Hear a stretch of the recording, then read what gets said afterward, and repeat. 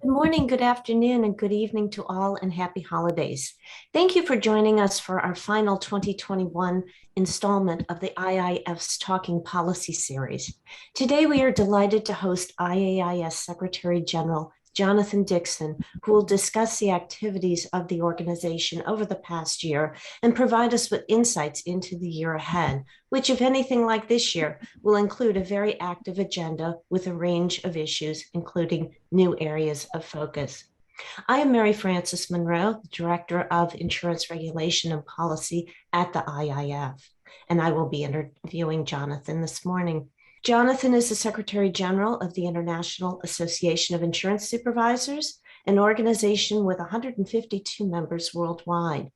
Jonathan has served as Secretary General since 2017 and has overseen the development and implementation of a number of important initiatives, including importantly the holistic framework for systemic risk in the insurance sector. Jonathan, 2021 has been an extraordinary year for the IAIS. The IAIS recently held its annual conference, which included an interactive town hall and two excellent panels, one on the global monitoring exercise, which of course is part of the holistic framework, and another on innovation, governance and ethics of machine learning and artificial intelligence. So the conference reflected that the IAIS has a lot of accomplishments to point to in 2021. But what would you say is the one accomplishment that gives you the most satisfaction as you look back on the year? And perhaps what would you have liked to have seen accomplished in 2021, but might not have been possible given the challenges and competing priorities, and of course, the ongoing COVID crisis? Great. Well, first of all, Mary Frances, very nice to see you again, and thank you very much for the opportunity to speak to the IIF. Understand this is the sort of closing session for 2021, so glad to be here for the festive season edition. And yes, so I think it has indeed been a very busy 2021. So I think we're all ready for a bit of a break. But I am very happy with how the IIS has managed to keep up the momentum on the finalization of our key reforms, while at the same time progressing our new agenda on many of the emerging and accelerating trends, many of which have been amplified by COVID-19.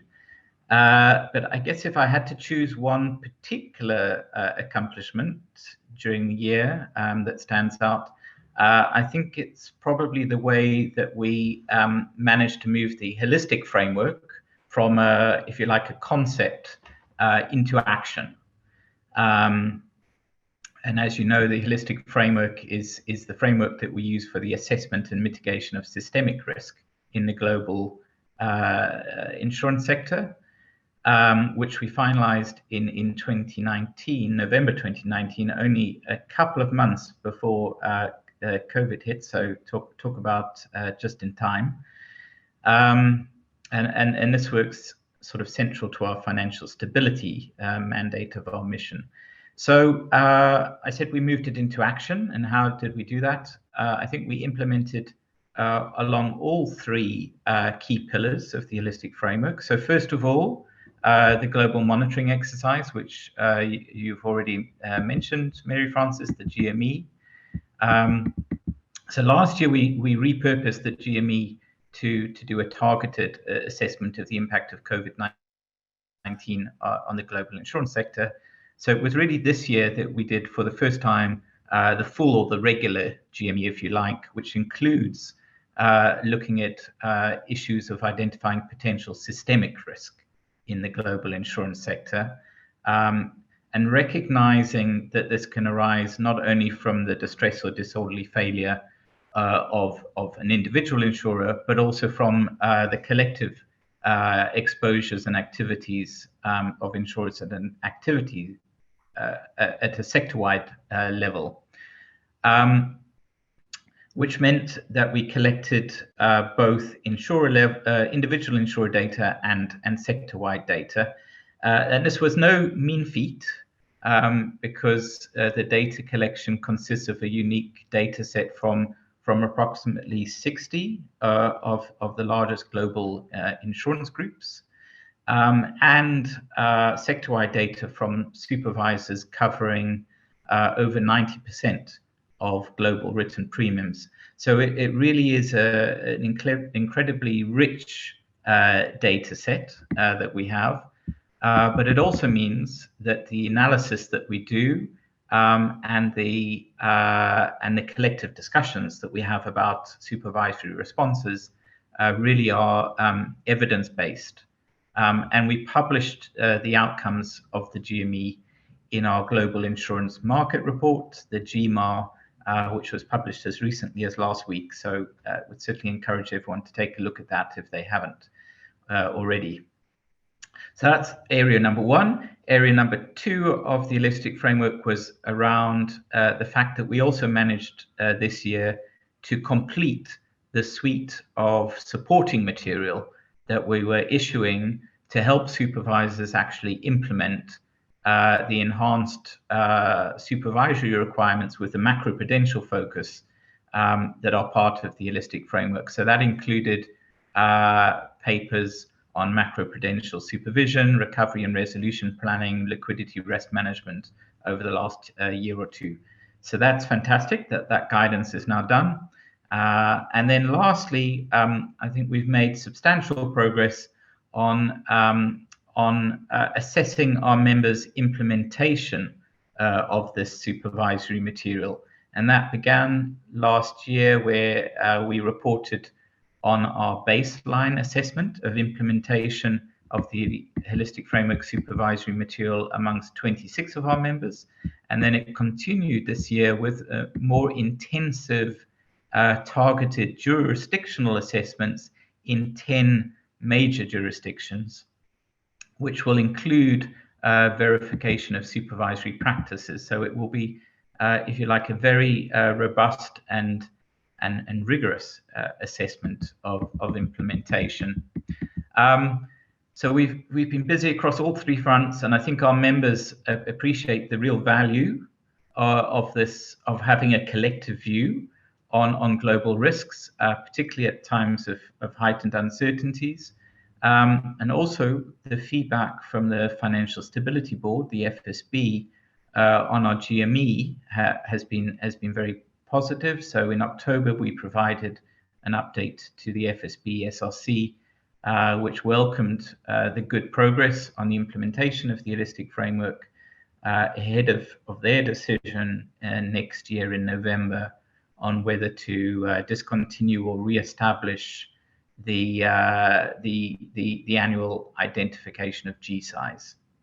So for me, that was if you like, a big highlight was really putting the holistic framework to work.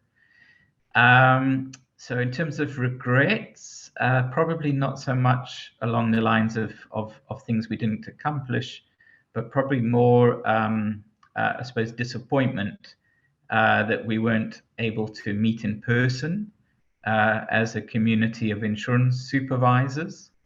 And as a member-based organization, as is the IIF, I'm sure you can appreciate that the social capital that comes from face-to-face meetings is an incredibly important part of who we are and what we do. So I'm glad that the sort of spirit of collaboration and cooperation that we built up over the last few years of this intensive work on our key reforms has carried us through this period of almost 2 years since we last met face to face. But I'm definitely looking forward, fingers crossed, next year to being able to meet again in person. Yes, as are we. Thank you, Jonathan. Now, I certainly share your disappointment about the inability to meet in person. Hope that 2022 brings better news on that front. But we certainly welcome the positive reception of the global monitoring exercise from the Financial Stability Board, because, of course, as you noted, 2022 was a very important year for the holistic framework. and for the global monitoring exercise in the review by the Financial Stability Board. Just one question, just one follow-up question on the global monitoring exercise. Again, it was a very challenging year.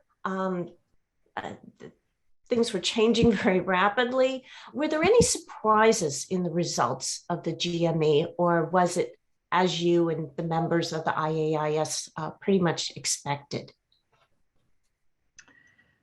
So, I mean, on the, I think our assessment, and as you know, Mary Frances, the big difference in the global monitoring exercise as opposed to the previous GSI exercise is also looking at sector-wide trends. Mm-hmm. And I would say probably no big surprises there. In fact, I think there was a fair amount of consensus amongst our members and the supervisors around the table on the sort of the three topics that or three themes that we particularly picked up on during that analysis and that discussion. So those were first of all the sort of low for long, the continued low for long environment, interest rate environment. Of course, it came at a time when the conversation is shifting slightly about exactly for how much longer it's going to be low and the pace of change in that. So I guess that was timely in that it helped to trigger some of those newer discussions on the path on inflation and so on. Interestingly, I think it was also a good trigger for a discussion on a related trend around an increase in the ownership or in the insurance sector, particularly of life insurers, by alternative capital providers, in particular private equity firms, and the advantages and potential risks of this trend. So that was the first cluster. The second one was around cyber risk. And as you can imagine, with the trends in terms of COVID-19, remote working, increased outsourcing, there was a real sense that this has really been amplified, and this has definitely moved up the priority list from the IAIS perspective, and that's actually what resulted in our executive committee last week taking the decision that cyber risk, including cyber underwriting issues, will be a GMAR special topic focus for us next year. And then the last area was credit risk, and I think all supervisors are monitoring these issues closely, of course linked to the low for long environment and whether there's a issue around search for yield. But as we indicate in our GMAR, I think the findings were that overall this was not a red flag, in that the general quality of the general credit quality of investments remained good. However, it did pick up a trend in some cases to move to higher yield investments. Thank you for those additional insights into the GME. Let me follow up on cyber risk, and this is an area that the IIF has also devoted considerable attention. We recently published a report on the cyber risk landscape and on cyber risk underwriting in September. And of course, there was a panel at the annual conference which discussed this theme of cyber risk and the broader concept of operational resilience. But just staying with cyber risk for right now, what would you emphasize as the key elements of an effective cyber risk prevention and mitigation strategy for insurers? And kind of related to that, are you of the view that there needs to be dedicated cyber risk expertise at the board or committee level of an insurer? Great, thanks. Great question. And as you point out, we dived into it a little bit at our annual conference. So our work in this area is at I would say, relatively early stage. So we have, one of the big steps forward was the establishment last year of a dedicated operational resilience task force within the IIS. So the idea really is to, I think, build on the work of others in this area, because this is a cross-sectoral issue. In particular, I think the very good work of the Financial Stability Board, the FSB, but to consider it from a specific insurance sector perspective as well, and to add that lens. So I think we take as our starting point the toolkit that the FSB developed around effective practices that supports firms' cyber incident response and recovery activities. And I think the 7 components in that are all solid. But to pick up on this particular point around governance, I think the toolkit highlights, amongst other aspects, the importance of the board working with senior management to instill a proactive culture that supports cyber resilience activities. So we'll be looking at this, but I have to say, in my view, in response to your question, this culture aspect is particularly important as the tone from the top really matters. And so it is important in ensuring that roles and accountabilities are precisely defined, and that the organization has the relevant competencies that are maintained and regularly enhanced to keep pace with the evolving nature of cyber risk. Obviously, understanding we can't have a one-size-fits-all approach.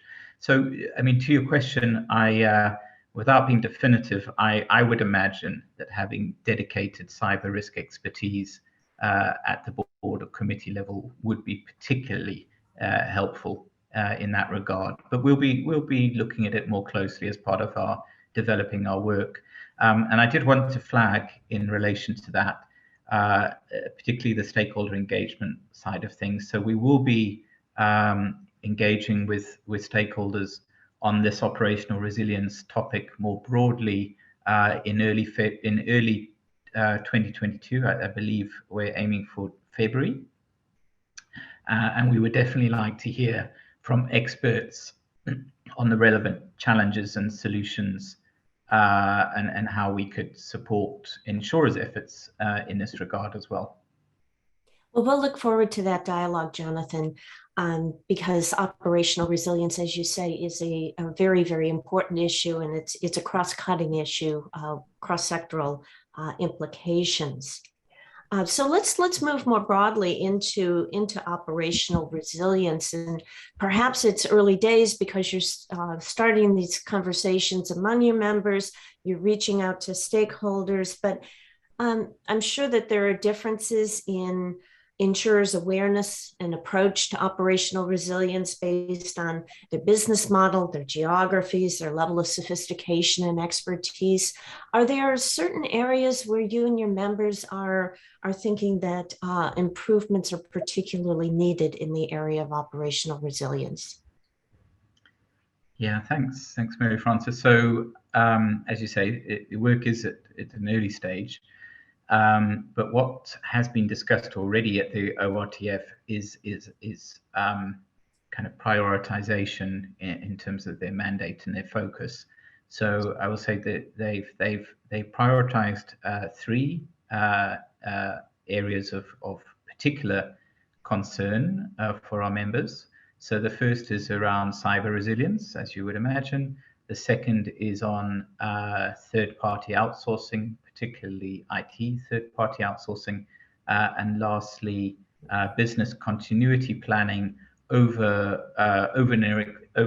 an extended period, which is the particular challenge that was highlighted by the COVID-19 pandemic. And generally, the task force is going to be considering how lessons from the pandemic can feed into further insights on these topics. I mean, the OTF's initial exploratory work will center on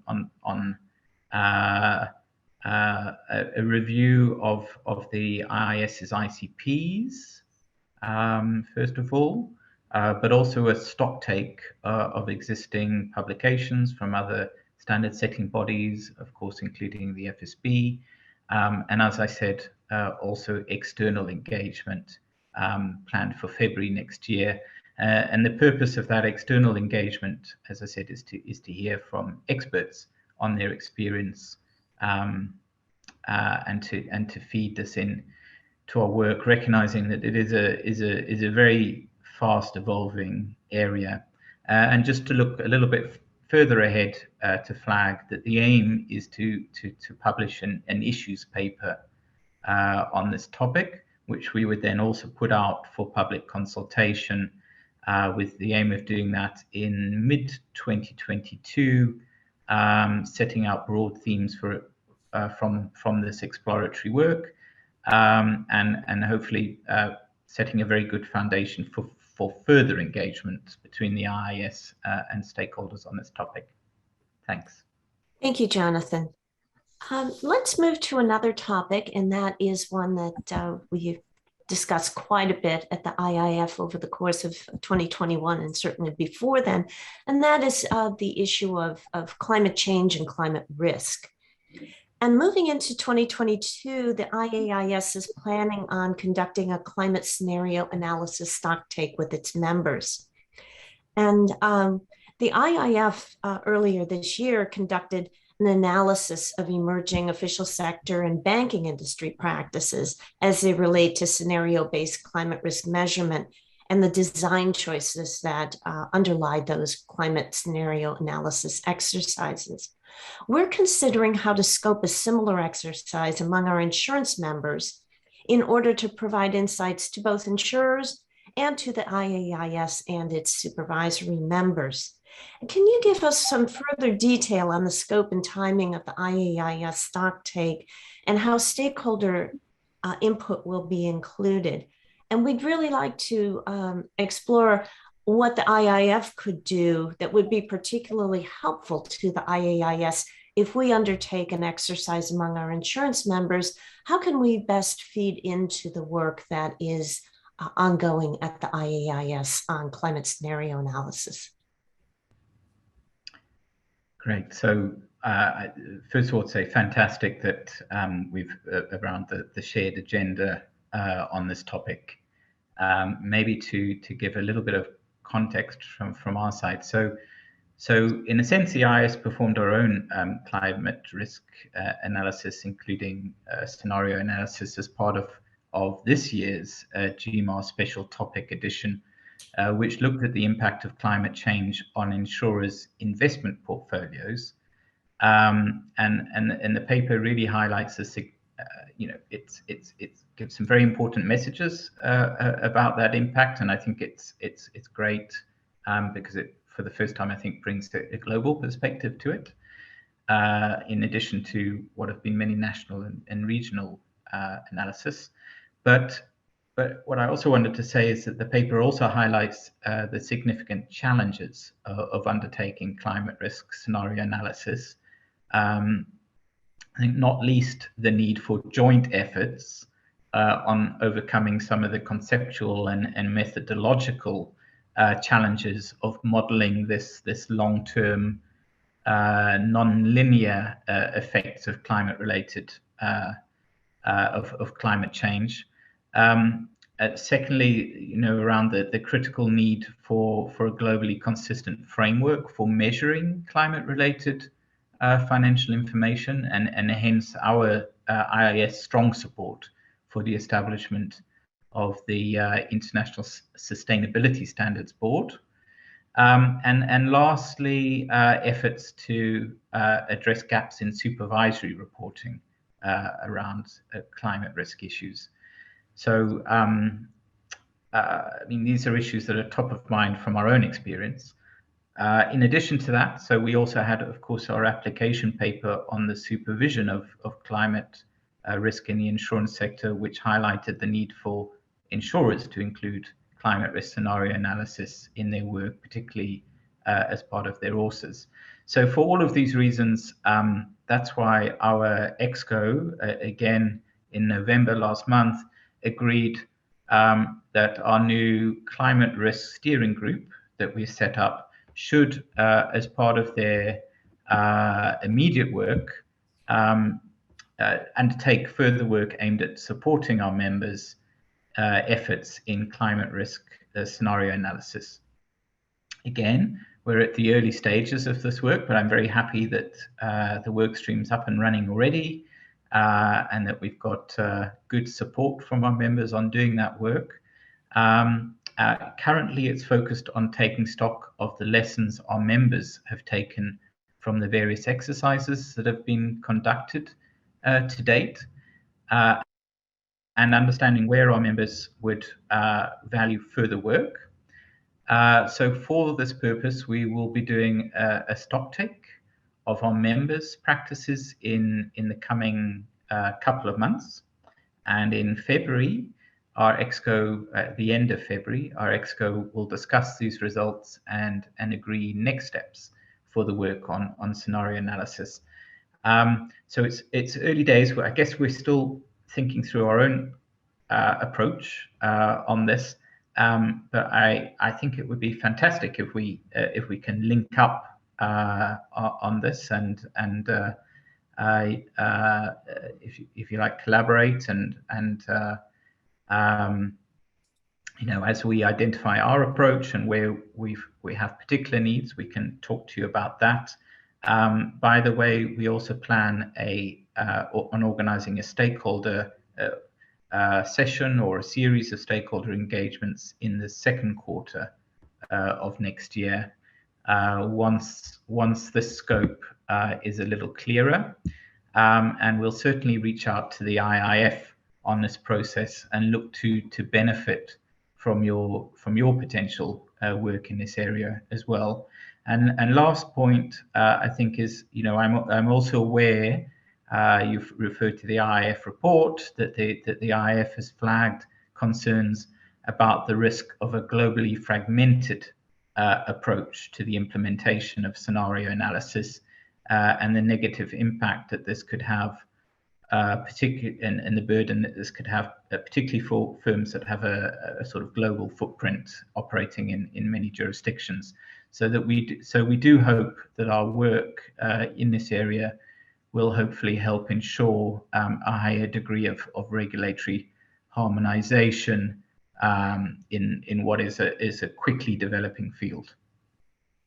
Thank you, Jonathan. And I'm very happy to hear that you are aware of the concerns around a regulatory, a fragmented approach to scenario analysis exercise, because, as you know, they're very intensive exercises. They're very important exercises, but having to conduct multiple exercises can often lead to perhaps some very confusing results and perhaps some results that aren't quite accurate. So we look forward to sharing what we are considering in terms of work in this area. We certainly have the experience of the exercise from the banking side. I know you collaborate with your banking colleagues as well.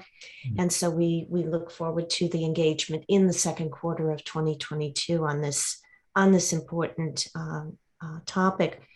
Also noted from your most recent newsletter, the development of the Climate Training Alliance learning portal, which I'm sure is very, very helpful to your members in terms of improving their skill sets in this very new, well, it's not new, but it is emerging. It is always emerging. So congratulations on the establishment of that resource for your members. Thanks, Mary Frances. This was great for us because as you know, we have been giving an incredible amount of energy and focus to this topic, but I think completely correctly so, because we do see it as incredibly important that the insurance sector is kind of front and center on these issues of tackling climate change and efforts around adaptation and resilience, and we're keen to look at the role of insurance supervisors in supporting those efforts as well. So it was very important for us to be part of this Climate Training Alliance, along with the NGFS and the Financial Stability Institute within the IAIS and others. So we see it as part of our sort of leadership role within standard setting bodies to continue with this work. Thanks. Thank you. Let's stay with the topic of climate risk for just a few more minutes. And I'd like to understand how you and your members assess the industry response to date to climate risk. Of course, we know in the insurance context, climate risk impacts both sides of the insurance balance sheet. And the GMAR did a deep dive into the investment side, but perhaps shifting and looking at the liability side of the balance sheet, or the asset side, depending. Where's more attention and effort needed? Thanks. And I think you pick up on a good point, because of course this is a message we keep bringing into the cross-sectoral discussions, is around how insurance is different, and that particularly for insurers, there's a big impact on both sides of the balance sheet. So I would say that generally what we've seen to date is that there has been more focus on the asset side of the balance sheet, as you would imagine. I mean, this makes sense given that this is more of a common issue across the financial system. But from our side, we've been kind of reiterating the message that a more holistic approach is needed, looking at both sides of the balance sheet. And I think more work is needed on the liability side. So while assessing physical risks like weather-related events has been part of the traditional non-life insurer toolbox for it's bread and butter, we also know that this is a very different type of risk in terms of the modeling, not least because of that we can't really rely on historic data. So even though there is expertise in the insurance sector, I think there's some way to go around understanding the impact on the liability side. So, and I guess to add to that, even though we know from P&C insurers that perhaps their underwriting risk is limited because they can reprice or stop underwriting, this also raises issues around protection gaps that could present both financial stability and consumer protection issues. So this is a priority for us. It's encouraging to see the number of private sector initiatives around this, including the Net Zero Insurance Alliance and efforts to set out clear and credible transition paths. I mean, the one last thing I guess I would flag is also that there's the need to do quite a bit of work on the disclosure side, where the take-up is pretty low, even given the fact that insurers really have a better understanding of climate risk than many other players in the financial system. So despite that, I think there's some way to go on that front too. Thanks. Thank you. And that's certainly an area of focus at the IIF. We have a dedicated subgroup of our sustainable finance working group that is focused specifically on data and disclosure, and the fact that data challenges also lead to challenges in providing robust disclosure. Just one further question on, and you alluded to this on the asset side, the challenges on and the impact on insurance investment portfolios. But how do you see the interplay of this? Well, at least what we have had so far. It may be changing, but this persistent low interest rate environment um, and the interplay of that low rate environment with increasing climate risk. Have you looked at the interplay of those two factors? Yeah. So I will preface by saying we haven't looked explicitly at the interaction and the interface of the two factors. I mean, we've looked at them in some detail as individual factors, and maybe take a second just to flag our GMAR special report into the impact on insurers' investment exposures from climate change for those who haven't seen it. As I said, it's good because it's the first time that there's been a global quantitative analysis of this impact, and I think it's also very good that we were able to benefit from again a pretty rich data set, data collected from from 32 IIS members covering over 75% of the global insurance market. So it was a pretty good sample. And there's an important message there that compared to an orderly transition towards internationally agreed climate targets, a disorderly transition or a scenario in which climate targets are not met at all may have a 2 to 6 times greater adverse effect on sector-wide solvency in the insurance sector than an orderly transition. So, for example, under a too little, too late scenario, the absolute drop in insurers' solvency ratios could increase to almost 50%. But I should contextualize that by saying that nevertheless, considering the solid solvency positions of the global insurance sector as the starting point, the findings were that based on this analysis, that the sector as a whole appears able to absorb investment losses even under these sort of worst case scenarios. But I still think it highlights the severity of the challenge. But coming back to the interaction, no, we haven't looked at that. But obviously, we know these are two issues that are weighing on insurers' balance sheets. I think perhaps the interaction is a little bit around, if there's a risk that there's a shift to looking for higher yield assets, whether insurers are looking at those market and credit risks in combination with these climate risks as well.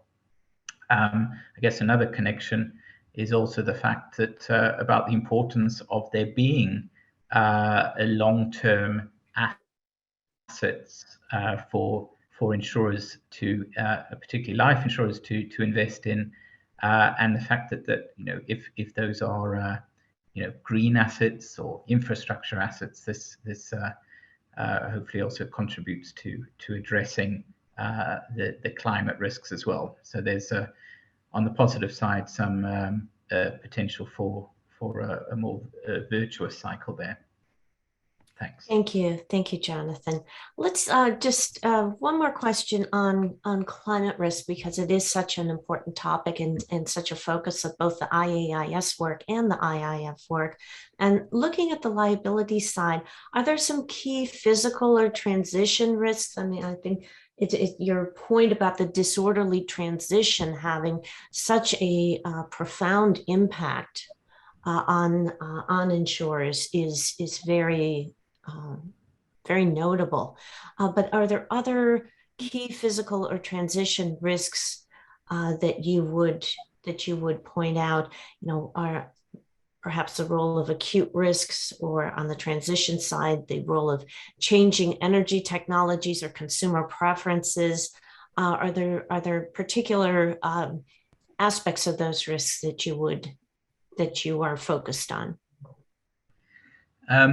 It's a good question. I'd have to respond that at the IAIS level, I think we haven't yet put out a specific view on that, but I do believe that will very much be part of the work going forward. I think so far it's at a high level. I can say that supervisors are, when we look at these physical and transition risks, it's looked at through three lenses. So one, of course, is the impact on insurers, and particularly the solvency impact of underwriting decisions and the strategic risks that climate may pose. And as I said earlier, some of the sustainability challenges that could be posed through repricing or exiting the market. So those are issues we're looking at, but also looking at the impact on policyholders and also on the spillover effects for the rest of the financial sector. So for policyholders, it is issues around exclusion and even market conduct issues. And so we'll have to be very conscious of that, and the importance of communication, but also bringing about adaptation. And then lastly, on terms of the spillover effects, I think this is an area where we've suggested to the FSB that this should be, I think, a priority for their cross-sectoral work. So I think everyone's looking a little bit at the impact of climate risk on the banking sector, the insurance sector, but we support calls to give some increased focus on some of the spillover effects as well. So sorry not to be able to give more specific answers at this point, but that's more or less where we are. No, that's very, very helpful. And I think your emphasis on the spillover effects and the cross-sectoral impacts is a very important one, and one that perhaps, given the IIF's cross-sectoral focus, we could potentially feed into that dialogue.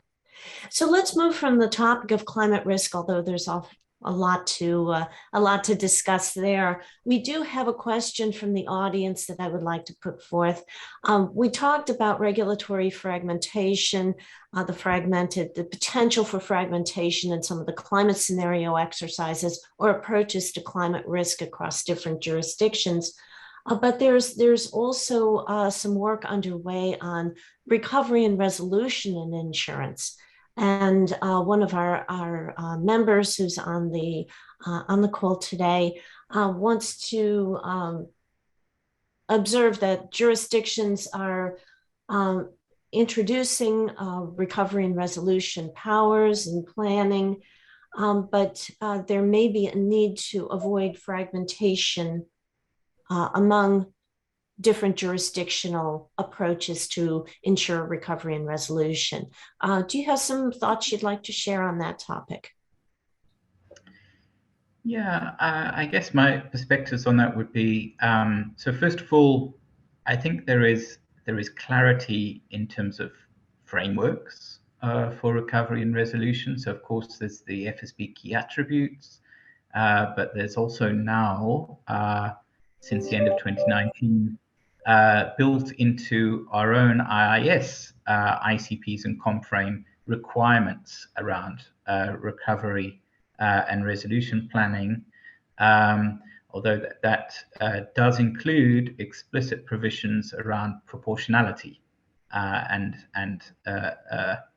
adapting recovery and resolution planning requirements in relation to the risk. So what that means is, I think that the key challenge now is more around supervisory practices. So how is this framework being put into practice? And perhaps when the audience member is talking about challenges of fragmentation with respect to recovery and resolution planning, it may be more in the application of these standards and how it's translated into supervisory practices.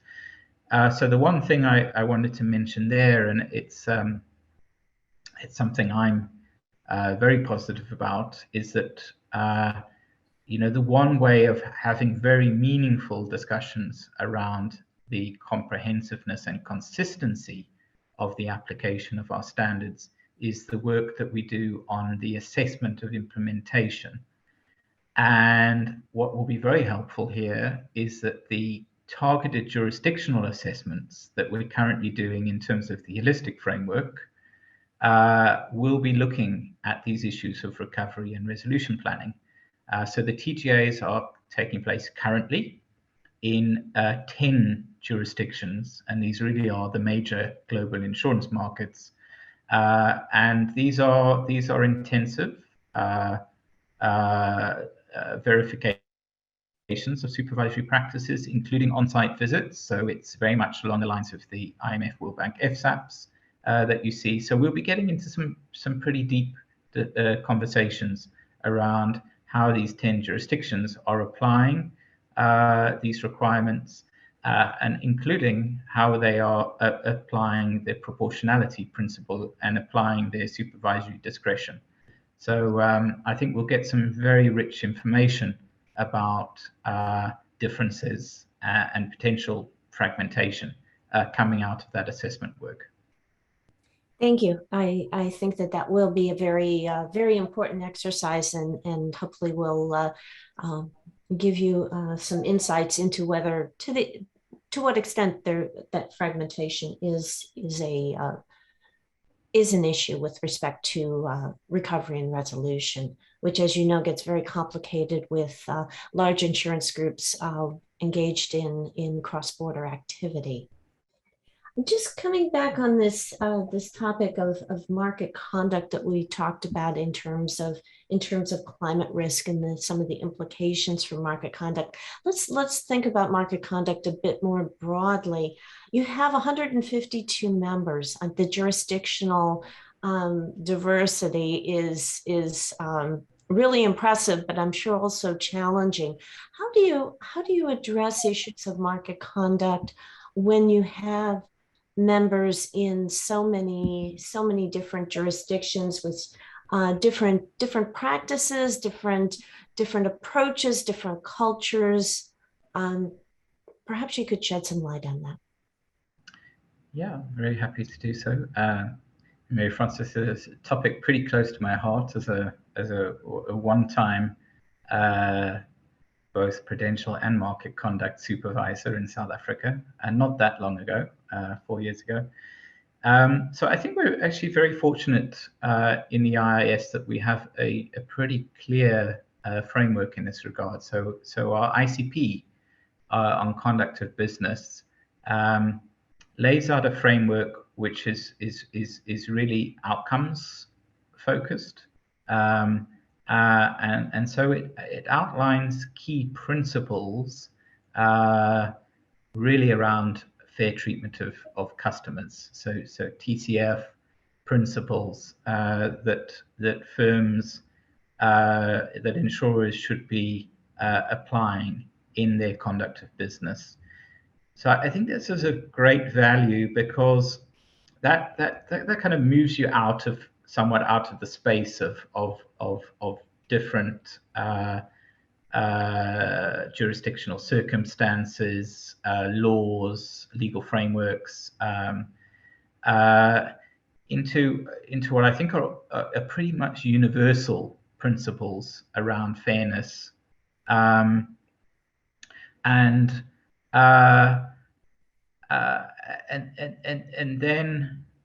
it is about and then it is up to each jurisdiction to think about how do they possibly apply these fairness principles within their specific jurisdictional context.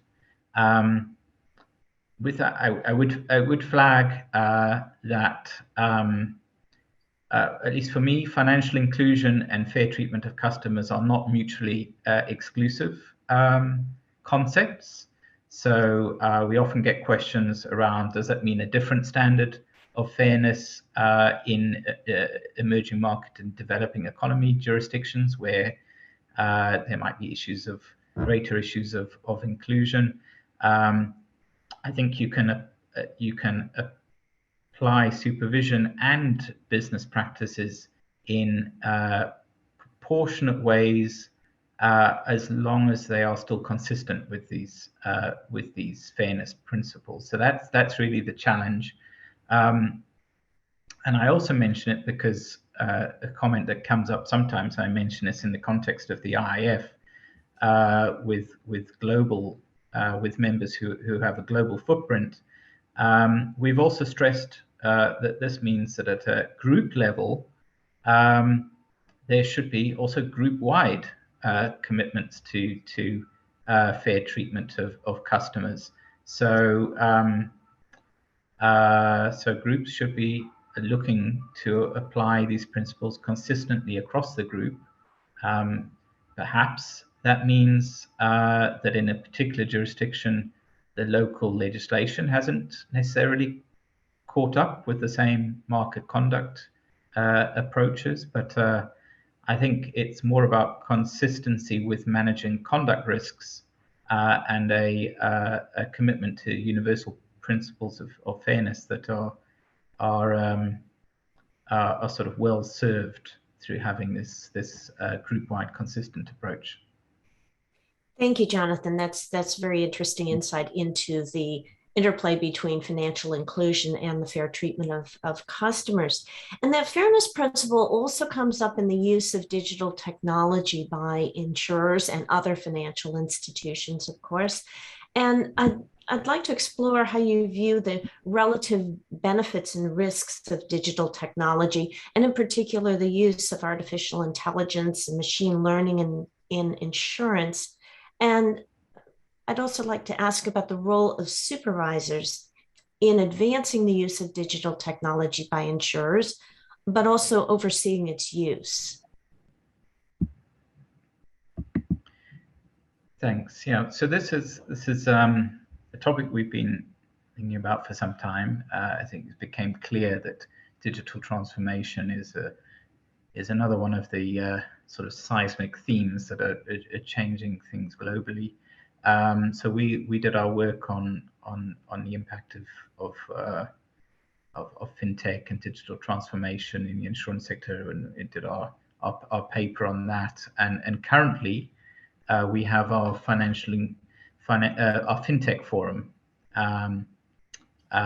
where I'm happy to announce we have a new fintech champion in the form of Petra Hilkema, the chair of IOPA, who has taken over from the very good work that Hun Shin Ho from Monetary Authority of Singapore was doing in this area. So it's great that we've got a very strong successor champion for our fintech work with Petra. But one of the things that the FinTech Forum is currently looking at is a deep dive assessment on artificial intelligence and machine learning.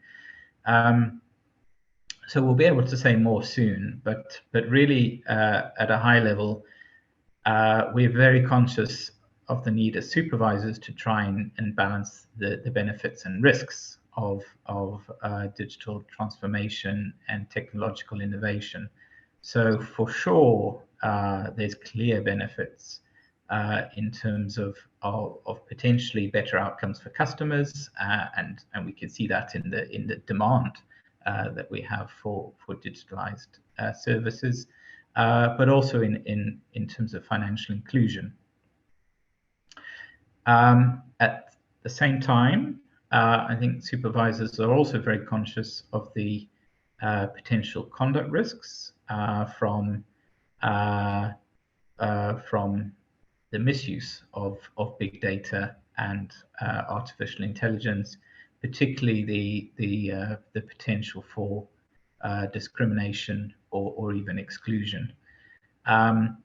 So I would say from our members, there is some interest in looking at whether there is scope for a sort of global set of principles around appropriate and fair use of AI, ML, and big data. We know there's been a few jurisdictional and regional initiatives on that, but we may be looking at seeing whether we can bring together a global perspective on that in the future. So I think that's a promising area. But I would say broadly, and we work with our partner, the Access to Insurance Initiative, on this side as well. It's about, at the one hand, creating an enabling environment for this innovation, which is a combination of proportionate regulation and supervision on the one hand, and on the other hand, seeing how we can support innovation, so things like regulatory sandboxes and so on. So we continue to share lessons there, but at the same time, collaborate, sharing experiences on how to identify and manage some of the potential risks. Thank you, Jonathan, and we'll look forward to hearing more from you and from Petra as a FinTech champion about these topics related to digital technology in the new year. We just have a couple minutes before the end of this session, and I just wanted to, again, come back to the idea of how the IIF and its members can support the work of the IAIS, and in particular, although we were hoping that it would be fully behind us by now, the COVID crisis continues to challenge both the public and the private sector. And I'd just like to perhaps wrap up with a few questions about what the IAIS is thinking about in terms of addressing these ongoing challenges and how the insurance industry can best participate in that response. Thanks, Mary Frances. So I'll try to be quick on this. I guess for me, it's three areas that we're going to be focused on. One is on the risk assessment side.